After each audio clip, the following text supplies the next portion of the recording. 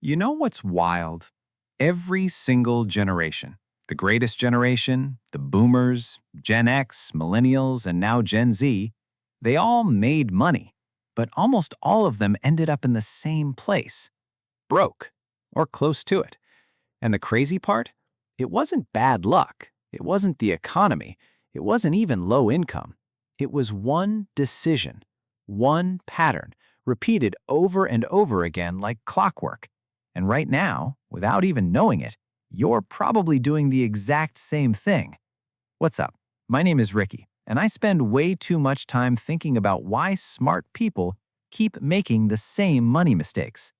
If you're someone who works hard, earns decent money, but still feels like you're never actually getting ahead, you're exactly where you need to be. Let's break this down. Okay, so let me paint you a picture. You get paid, and for like 2 days, you feel good. You check your balance, it's sitting there. You think, all right, this month I'm going to be different. Then the rent hits, then the car payment, then the groceries, then that one subscription you forgot about. Then a friend's birthday dinner you can't really skip. Then an emergency, because there's always an emergency, and by day 12 or 15 of the month, it's just gone. And the worst part isn't even the money being gone. The worst part is the feeling. That quiet, low-level anxiety that just lives in your chest. That voice in the back of your head that says, you should have more to show for this by now. You're not irresponsible. You're not dumb. You actually care about money, which is why you're watching videos like this one. But caring isn't enough, because here's what nobody tells you. Most people are working hard inside a broken system they built for themselves, not a system someone else forced on them. One they chose, slowly, without realizing it. You bought the car because you needed it. Fair. You moved into that apartment because it felt right at the time. Fair. You started spending a little more when you got that raise because you deserved it. Also fair. But all those fair decisions stacked on top of each other, and now they've built a life that costs almost exactly what you make. Every single month. And that's not a coincidence. That's a pattern. A very specific pattern that your parents probably lived through too, and their parents before them. It has a name, and once you see it, you can't unsee it. Most people believe the problem is income. If I just made more money, everything would be fine. And look, I get it. That feels completely logical. More money in means more money saved. Simple math, right? Here's the thing, though. In 1950, the average American household income was around $3,300 a year. People struggled. Fast forward to today, median household income is pushing $75,000. And yes, adjusted for inflation, that's still significantly more real purchasing power. Way more money flowing in. So why does a 2024 Federal Reserve report show that 37% of Americans couldn't cover a $400 emergency without borrowing or selling something? More money came in, the struggle stayed exactly the same. This is what economists call lifestyle inflation. But I want you to think of it differently. I want you to call it what it actually is, the upgrade trap. Every time your income goes up, your lifestyle quietly upgrades to match it. New car, nicer apartment, better restaurants, more travel, better clothes. None of it feels reckless in the moment. Each upgrade feels earned, justified, because it is earned. But here's what most people don't realize. Your expenses don't just grow with your income. They grow slightly faster, because with more income comes more confidence, more credit access, more social pressure to live at your level. Think about it this way. Imagine you're filling a bathtub. Your income is the tap. Most people, when the tap gets bigger, they also make the drain bigger, so the tub never actually fills up. The real shift isn't about spending less. It's about deciding what your money is for before it arrives. That one mental shift is what separates people who build wealth slowly and quietly from people who earn well and stay broke. Let me break this down with real numbers, because this is where it gets really interesting. Let's say you earn $5,000 a month after taxes. Pretty solid income for most people. Now let's say you save nothing, Zero. Every dollar gets spent. That's $60,000 a year going out the door. Over 10 years, you've earned $600,000 and you have, essentially, nothing to show for it. Maybe some memories, maybe some stuff, but no real wealth. Now, change just one thing. Let's say you take 10% off the top before you do anything else. That's $500 a month. You don't see it. It goes straight into an investment account. Over 10 years, at an average market return of around 8% annually, that $500 becomes roughly $91,000. You didn't earn more money, you didn't work harder, you didn't cut out coffee or cancel Netflix, you just moved $500 before your brain could spend it. Now, here's what makes this slightly uncomfortable. That same $500 left in your spending account, you would have spent. Not on anything dramatic, just life. Take out twice extra a week, an impulse order, a slightly nicer version of something you needed anyway. You wouldn't even remember where it went. But invested, it becomes $91,000. That's not motivation speak. That's just compound interest doing its thing quietly in the background while you live your life. Now let's go one layer deeper, because the math is easy to understand. The hard part is the psychology behind why we don't do it. Here's what's actually happening in your brain. When money sits in your checking account, your brain registers it as available, as safety, as options. And humans, we spend our options. That's just how we're wired. But when money is moved, labeled, or automatic, your brain stops counting it as available. It mentally removes it from the spending pool. Research from behavioral economist Dr. Drazen Prelec at MIT shows that the more automatic a financial action is, the less psychological resistance we feel toward it. Which means the secret isn't discipline, it's automation. Set up an automatic transfer for the day after payday, even $100, even $50. It doesn't matter how much right now. What matters is building the identity of someone who pays themselves first. Because here's the cause and effect nobody talks about. When you pay yourself first, consistently, your spending naturally adjusts around what's left, not because you're restricting yourself, but because that's just what's available. The drain gets smaller. The tub starts filling up. Let me show you this through two people. Same city, same year, similar incomes. Meet Camille and Darnell. Both 28 years old, both earning $52,000 a year. Both consider themselves pretty responsible with money. Camille gets paid and immediately moves $400 into a Roth IRA, automatic, every month. She doesn't think about it. She budgets based on what's left. She drives a 5-year-old Toyota. She goes out, has fun, lives her life, just on slightly less than she earns. Darnell gets paid and tells himself he'll save whatever's left at the end of the month. He means it. He really does. But by month end, there's usually $40 left. Sometimes nothing. He got a raise last year, and honestly, he's not sure where that extra money went. He upgraded his apartment, got a newer car, figured he'd start investing when things settle down. Things don't settle down. They never do. Fast forward 15 years.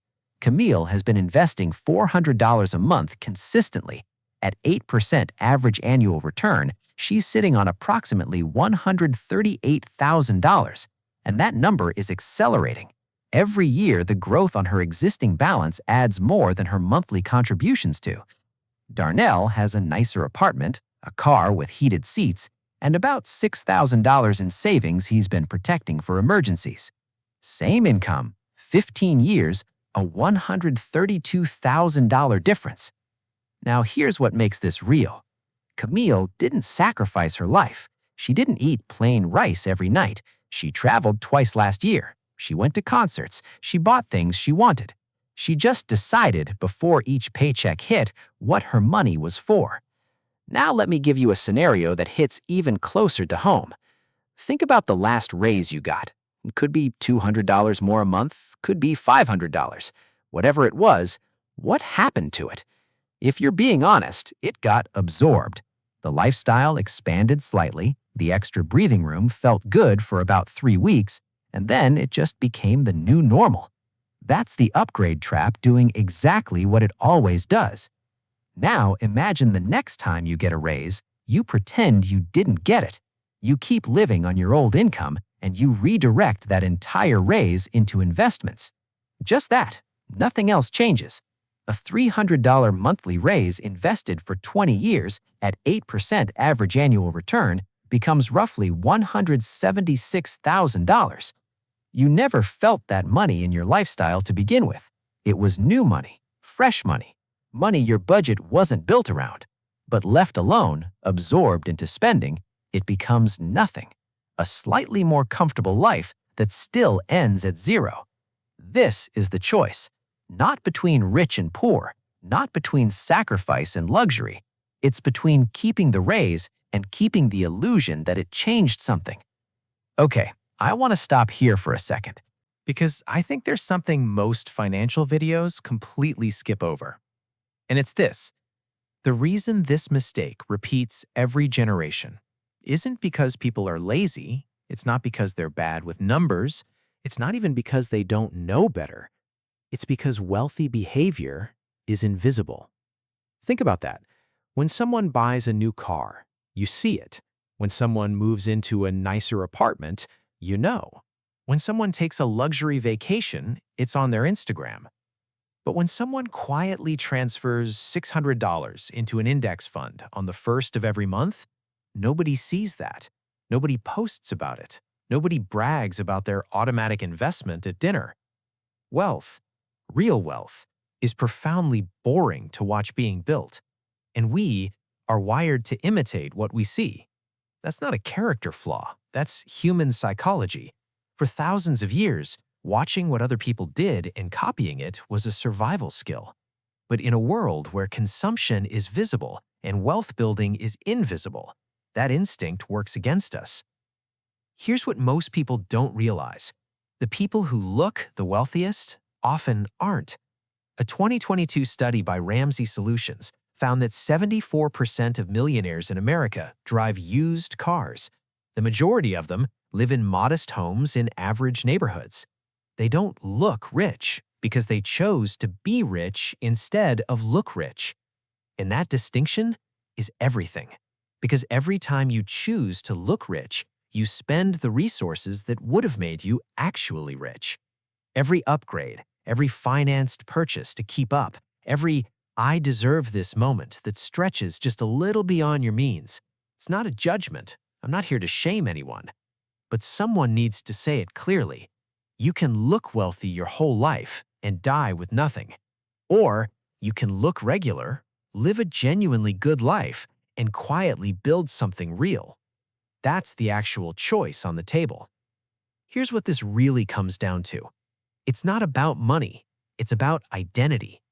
The people who break this generational pattern, they don't just change their habits, they change how they see themselves. They stop being someone who tries to save. They become someone who invests first, someone who lives on the rest. That identity shift changes every small decision downstream. Because habits don't create identity. Identity creates habits. When you see yourself as an investor, you don't debate the transfer on the first. It just happens, like charging your phone, like paying rent. In time is the ingredient that turns that identity into actual freedom. A 25-year-old who invests $300 a month will have more at 55 than a 35-year-old who invests $600 a month.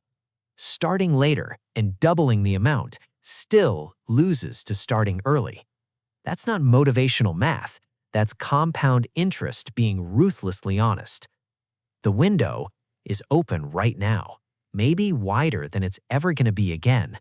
The question isn't whether you can afford to start. The question is whether you can afford to wait another month, another year, another decade for the right time. There is no right time. There's just now. All right, let's bring this together, quickly. The mistake every generation repeats isn't one big reckless decision. It's the slow, invisible expansion of lifestyle each time income grows. The upgrade trap. You earn more, you spend more, you feel fine, and then you look up 15 years later and realize the number never actually grew. Here's what to remember. Income growth alone does not build wealth. Millions of people earn good money and still can't cover a $400 emergency. Income is just the raw material.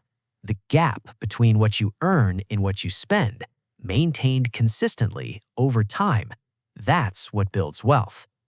The solution isn't restriction, it's automation. Pay yourself first. Move money before your brain registers it is available. Let your lifestyle adjust around what's left. And the invisible wealth principle is real. The people quietly building don't look like it. Choose to actually be wealthy over just looking like it. One transfer, automatic, even $50 to start, not because it changes your life tomorrow, but because it builds the identity, the proof to yourself that you are someone who pays the future version of you first. Every generation had the chance to break this pattern. Most didn't. Now you already know something most people don't. Now the only question is what you do with it. Look, I'm not here to tell you what to do with your money. That's your life, your decisions. But if something in this video hit different, if you recognized yourself somewhere in Camille and Darnell's story, don't just sit with that feeling today. Do something small with it today. Open that investment account. Set up that automatic transfer, even $50 to start. Because the gap between knowing and doing, that gap is exactly where the generational mistake lives. If this helped you think differently about money, hit that subscribe button. I put out videos like this regularly. Calm, honest, no hype, just real conversations about money that actually matter. And if you've got a friend who needs to hear this, send it to them. Sometimes the right video at the right time changes everything. See you in the next one.